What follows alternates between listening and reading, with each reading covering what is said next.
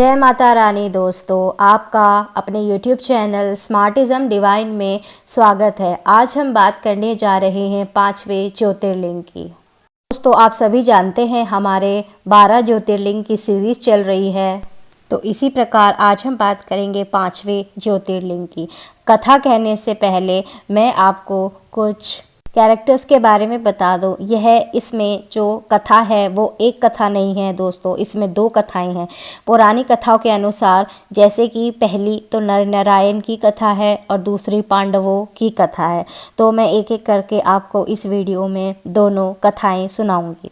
दोस्तों, कथा जानने से पहले आपको बता दें कि केदारनाथ को भगवान शिव का आवास भी बोला जाता है और इसका वर्णन स्कंद पुराण में मिलता है। और दूसरी बात कि इस स्थान पर सृष्टि की रचना भी हुई थी, जहाँ पे ब्रह्मा के रूप में पर ब्रह्मत्व को प्राप्त किया गया था। और यहाँ पर इसी वजह से इस स्थान को शिव जी का आवास स्थान भी बोला गया है, केदारनाथ को। और दोस्तों, यह स्थान स्वर्ग के समान माना गया है, शायद स्वर्ग से भी ऊंचा माना गया है। तो चलिए अब हम आगे बढ़ते हैं कथा में। सबसे पहली कथा है नर नारायण की कथा। इस कथा के अनुसार हिमालय के केदार शृंग पर भगवान विष्णु के अवतार नर और नारायण ऋषि ने कठोर तपस्या की थी। तपस्या से प्रसन्न होकर भगवान शिव ज्योतिर्लिंग के रूप में सदैव के लिए इस स्थान पर निवास करने लगे। बस इतनी सी ही यह कथा है, इसमें कुछ ज़्यादा नहीं है। आइए अब दूसरी कथा पर आते हैं। यह थोड़ी सी लंबी होगी। एक बार यह कथा पांडवों के ऊपर है। एक बार पांडव ने अपने भाइयों की हत्याओं के पाप से मुक्ति पाने के लिए पांडवों ने मंदिर का निर्माण कराया। विजय होने के बाद पांडव इस स्थान पर अपने भाइयों की हत्याओं के पाप से मुक्ति पाना चाहते थे। तो वह सब भगवान शिव के पास गए, लेकिन भगवान शिव पांडवों से बहुत नाराज़ थे, तो वे वहाँ से चले गए। लेकिन पांडव भी शिवजी भगवान के पीछे पीछे चले गए। तब भगवान शिव ने भैंस का रूप धारण कर लिया और सभी भैंसों के झुंड में जाकर मिल गए।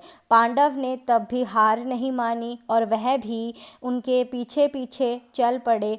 तो फिर भीम ने अपना आकार बहुत बड़ा किया और 2 पहाड़ी तक अपने पैर फैला दिए।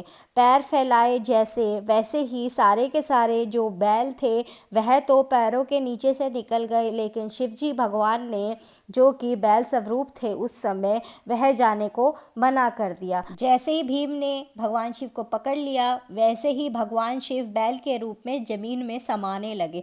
जैसे वह जमीन में समाने लगे, एकदम से भीम ने बैल की पीठ को पकड़ लिया और भगवान शिव को गड़ने से रोक दिया। तो इन सभी प्रयासों से भगवान शिव अत्यंत प्रसन्न हुए और प्रकट होकर बोले कि पांडवों, अपनी इच्छाएं मांगो।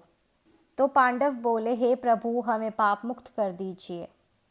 और भगवान शिव ने उन पांडवों को पाप मुक्त कर दिया।